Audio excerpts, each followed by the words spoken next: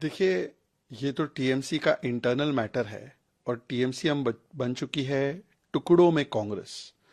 ये एक पूरी तरह से इम्प्लोजन हो चुका है टीएमसी में।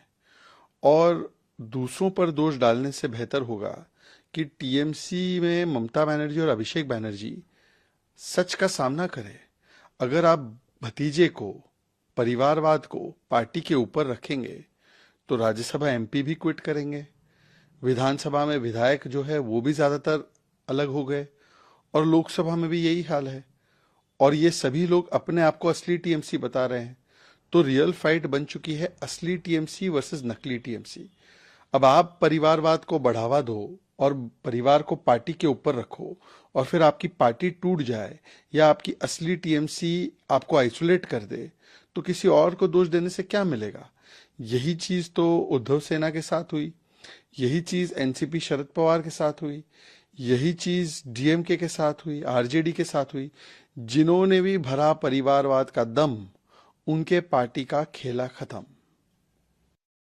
TMC is alleging your party that you have created all this ruckus. See, this has nothing to do with BJP. This is the internal issues of TMC. And today TMC has become Tukdo Mein Congress. And now they can blame everybody else. They can remain in delusion and denial. But the reality is that when you impose Parivarvad, when you impose Bhatija on party, then the party moves away. That is what the MLAs, 70 of them have said. That is what the MPs are saying. That is what even the Rajya Sabha MPs are saying. So today you have put Parivar above party and you're facing the consequences just like DMK faced, just like RJD faced, just like you have seen the case of Uddhav Sena. So in the chakkar of sunrise, SON rise, you have done the party sunset, SUN set, and then you blame others. Even Kalyan Banerjee has said that it is because of Abhishek Banerjee that I am unable to continue, choose between Abhishek and me. So therefore, rather than blame others, they must wake up to the reality that परिवारवाद का जो भरेगा दम, उनके party का खेला खत्म।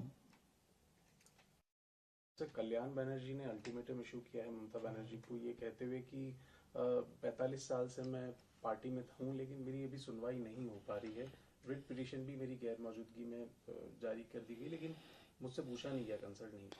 देखिए, कल्याण बनर्जी ममता बनर्जी के सबसे क्लोज एड में से एक माने जाते हैं, सबसे विश्वस्त माने जाते हैं।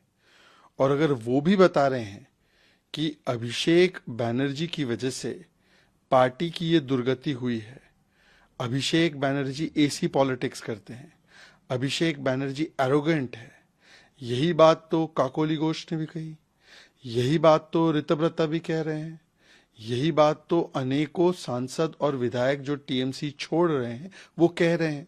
तो फिर बीजेपी को क्यों दोष देते हैं? क्या कल्याण बनर्जी एजेंट है बीजेपी के? तो जिन लोगों ने भी परिवार को आगे बढ़ाया और पार्टी के ऊपर परिवार को रखा, उनके साथ यही हुआ।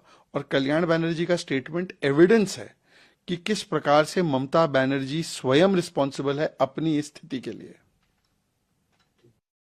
वाले मामले में राहुल गांधी ने उससे पहले ट्वीट किया है कि बीजेपी और इसी की जुगलबंदी की वजह से हो रहा है। देखिए, जुगलबंदी तो हुई, पर मध्य प्रदेश कांग्रेस की और तेलंगाना कांग्रेस की दिल्ली कांग्रेस राहुल कांग्रेस से भेजे गए नाम को हराने के लिए। अब अपनी पार्टी में इनका कंट्रोल नहीं रहा, अपनी ही पार्टी के लोग अपने ही प्रत्याशी को हराने में लगे हुए हैं। अपनी ही प्रत्याशी नामांकन के फॉर्म में जो है इतनी महत्वपूर्ण जानकारी नहीं भरती है कि क्रिमिनल केस है उनका, और फिर वो एक डिस्क्वालीफाई हो जाती है आरओ के ऑर्डर से, आदेश से। फिर उसके बाद आप दूसरों को दोष देते हैं। वो केस था कहां से? तेलंगाना से। सरकार किसकी? कांग्रेस की। बताया किसने? कांग्रेसियों ने। विरोध किसने किया मीनाक्षी नटराजन का? मध्य प्रदेश कांग्रेस ने। कमलनाथ से लेकर दिग्विजय सिंह जैसे दिग्गजों को आपने इग्नोर किया। इतने सारे आपके लोग थे जो राज्यसभा जाने के इच्छुक थे। तो कांग्रेस वर्सेस कांग्रेस के चक्कर में भाजपा और इलेक्शन कमीशन को घसीटना, ये कहां का सेंस बनता है?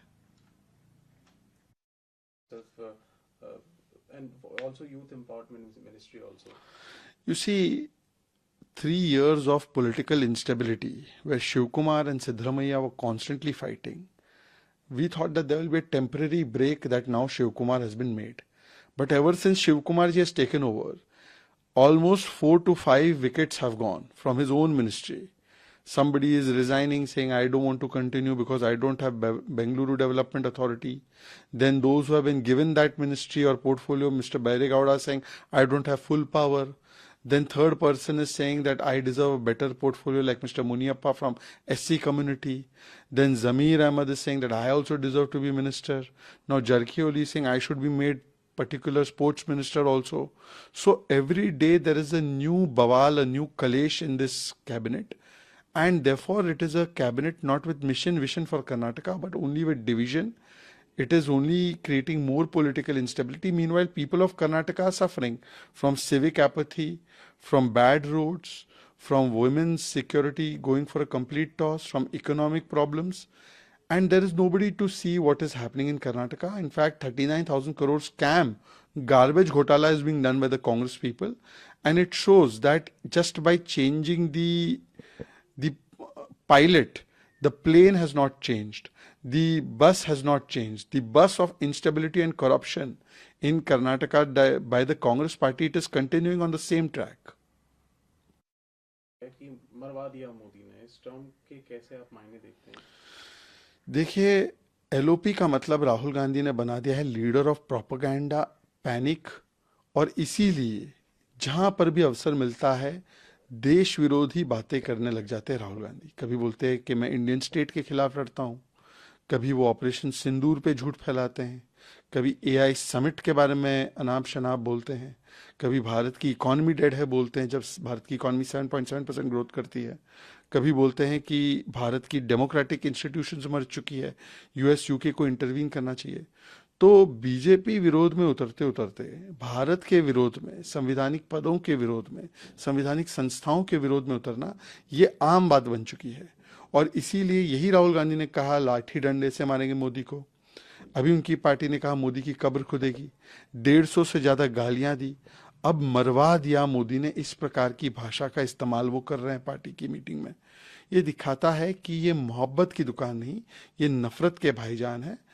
अब आपको मध्य प्रदेश में आपकी राज्यसभा की कैंडिडेट नॉमिनेट नहीं होती है तो किसने आपको मरवाया, जाकर कांग्रेस से पूछिए तेलंगाना में।